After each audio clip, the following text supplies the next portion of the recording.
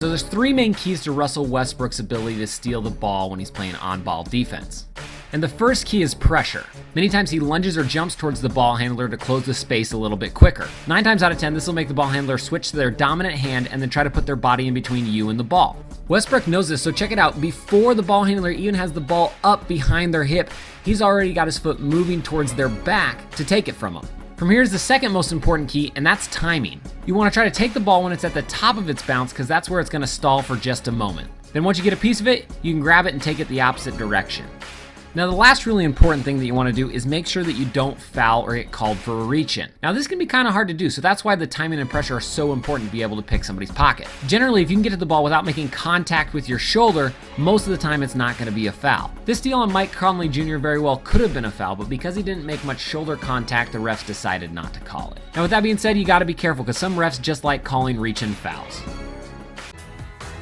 Now with a steal like this, you do want to be cautious and not use it too often, because if you do, most likely the refs will start to call you for fouls. Now this works best if the man that you're guarding is paying more attention to something else other than you. So in this situation, you can see Stephen Curry's trying to communicate to his teammate. And then from there, it's all about timing. Notice how Kawhi begins to poke at the ball as it's bouncing off of the floor. That way the ball's back up by Curry's hip as his hand gets there. With the poke, it helps if you can make the ball go backwards. That way you can run around the offensive player and take it in stride. Now like I mentioned, always keep in mind that you don't want to do this too many times in one game because the refs will probably start to call you for a reach. So remember, key number 1, watch the offensive player's eyes so you know when to strike. Key number 2, time your poke when the ball's coming back up from the floor. And key number 3, tip the ball backwards. That way, this is a few key defensive principles that help him get a ton of steals. And they're pretty easy, so you can probably put them straight into your game and start getting steals immediately. All right, so the steal begins when the ball's on the opposite side of the floor away from Dwayne Wade. Notice how Dwayne Wade is not glued to his man, but instead he's backed off a little way so he can help to the middle of the floor. All right, so this next part is critical. Watch as the offensive player begins to drive, Dwayne Wade starts to slide down. At the same time, Dwayne Wade's doing what we like to call seeing man and ball, meaning he can see the ball handler and the guy he's guarding at the same time.